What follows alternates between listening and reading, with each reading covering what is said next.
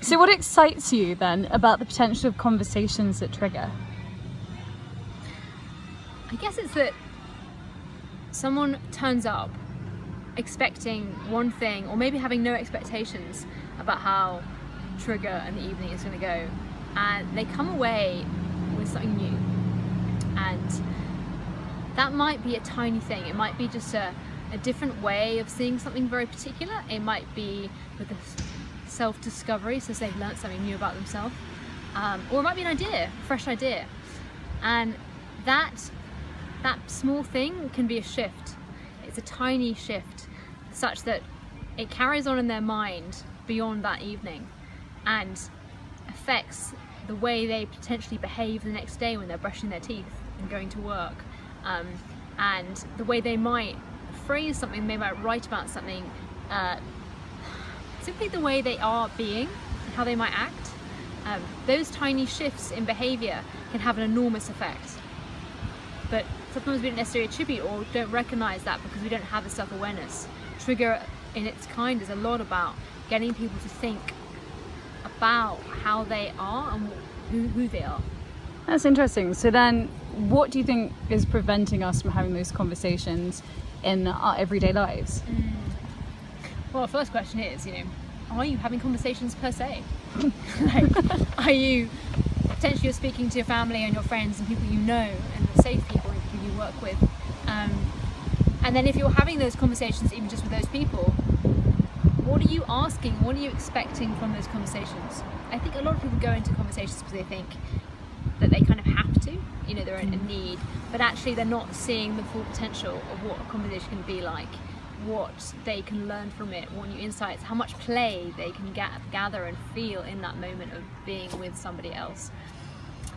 We have a lot of expectations about how a conversation go, what we should say, what happens when we don't say something, how we present ourselves, what other people are going to think, and I think there's a lot of this can cloud our judgment, and we end up getting stuck in the safe questions, safe zone of, say, small talk, when actually if we lose these expectations and approach conversation as a kind of boundaryless journey or adventure, then actually there's so much rich content, so much rich experience to be had when you're being with another person.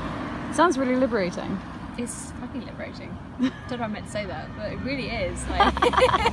Why not? You can, I don't think I've ever felt so free, over the last 18 months I think the key word here is letting myself do things, letting myself say things, think things. Like now I generally don't censor that much, I just let it out and I say it with confidence and completely get away with it. But actually it's that kind of playfulness and that free spirit and humanness to a dialogue that actually helps people engage with you also in a human way. And suddenly the world feels a lot more connected and warm. So then what are you going to do to share your experiences and now your knowledge after running all these trigger events to help other people have these kinds of conversations? So obviously we run the conversation events and they are engineered such that you will have awesome conversations, experiences, which is great. But one thing I kept hearing again and again, and I noticed also with myself, was that I didn't want an awesome conversation experience like once a month or once every 3 months. I wanted it to have the ability to choose when I had great conversations and to be able to have them every single day. So by all means, come to our conversation events, have a great time. But actually, what I'd like to give people is the skills, the tools, the knowledge, the confidence, everything, the know-how to be able to do it themselves. To be able to go out in their day and know that they can have a great conversation, a meaningful conversation, a stimulating conversation, a liberating conversation, whatever it is, to be able to own the process of getting there, basically. So I'm a bit of a conversation nerd, let's say. I've done a lot of research and background in psychology, linguistics. I've been experimenting for over a year, conversations with people all over London, on the tube. Yes, it's possible. Yes, they do actually like sharing. I've had some amazing deep conversations on the tube, actually. It's not surprising. No, it's not surprising. Everyone likes having a conversation. But generally, I have also found an amazing group of people who don't necessarily work in the conversation space, but have the skills and the practices which I have found to be incredibly useful to develop this mindset which can take you into a wonderful conversation all the time. And I'm talking about things like meditation, improv, there's some coaching stuff in there, curiosity mindsets, anything and everything. And what I've done is I put together a program.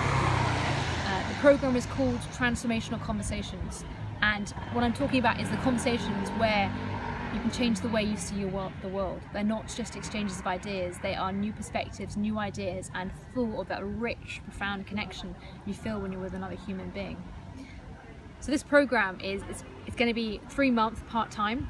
We're piloting it in September.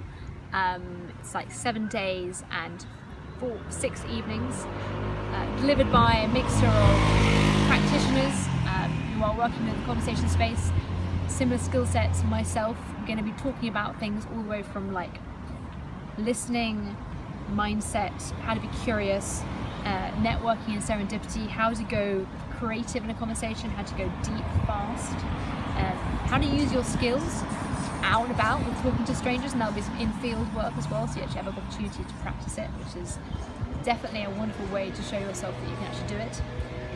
Again, some exercises around social freedom and getting you to play with the boundary of your comfort zone. And I'm pretty sure I've missed a part. Oh yeah, of course, how to navigate small talk. It's like, God, it was one of the major reasons why I started doing all this work, was I just was so freaking sick of having that same conversation and talking about the same stuff. So I wanted to find a way that when I was stuck in it, I could get out of it.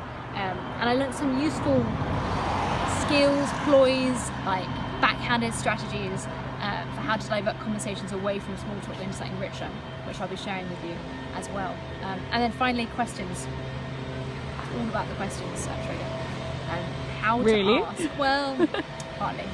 Questions, crafting space, people, but we'll come to that another video.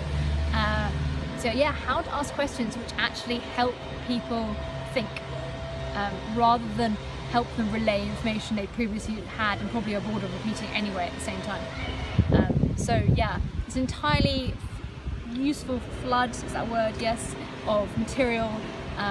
I wish I had this course for myself. I wish I'd gone it. It would have taken me a lot of less time and money probably to do this, and to have the accountability as well, the community, the support of everyone to push through my boundaries and develop more rich and meaningful and stimulating conversations as every part of my life. And I think you're probably thinking at the moment, like, and so what? Like, what's the point of this? So I think we can probably all agree that everything starts with a conversation. That's every relationship you have, you would have had to have originally spoken to someone, and those relationships lead to everything in your life. They lead to your friendships, your dating sphere, work opportunities, that might be new opportunities or current opportunities, even just how you feel like every day. You know, like when you have that smile from someone that makes you feel kind of warm and glowy and acknowledged. Having a good conversation every day is actually one of those things which increases the quality of your life, but also it increases the opportunities in your life. It increases the way, I don't quite know how to describe it. It feels a lot like serendipity.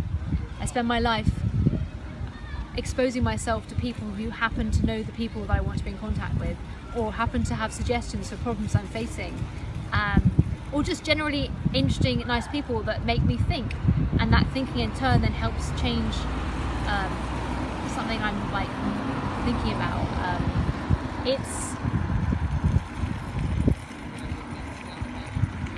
It's something that I can't quite put my finger on, and I think it's also to do with a sense of freedom and of liberty. When you are in a situation where you feel highly connected and able to have conversation with anybody, anywhere, all the time, there's no longer that stuff in the head, you know, those thoughts that are just constantly judging and questioning and keeping you out of being present. The great conversational mindset is when you have an empty mind, because when you have an empty mind allows you the space for new stuff to come up and to play, to feel free. Feeling free is just glorious. So these are the skills that I really want to transfer on to other people, and I believe that what we put together will do that. I mean, we've been running workshops for 6 months, both in the classroom and out in the field. I've seen amazing transformations in people, and even from people who just attended events. They've talked about it as the trigger effect, which you can read more information about on our website. But the idea is that once you start becoming aware of what's going on in a conversation and how much better your conversations can be, it can impact all the conversations in the rest of your life. And I don't actually mean that in a short way. I mean that like in an incredibly profound way. So I'm incredibly excited to have you on the journey. We're running appetizer evenings, of course, for a food theme, in August and beginning of September. Teach them skills around how to get to transformational conversations, but also to tell you about this exciting program, which will be starting in September. See you soon. Thanks, Olivia, for the prompting. And yeah, looking forward to saying more. Bye.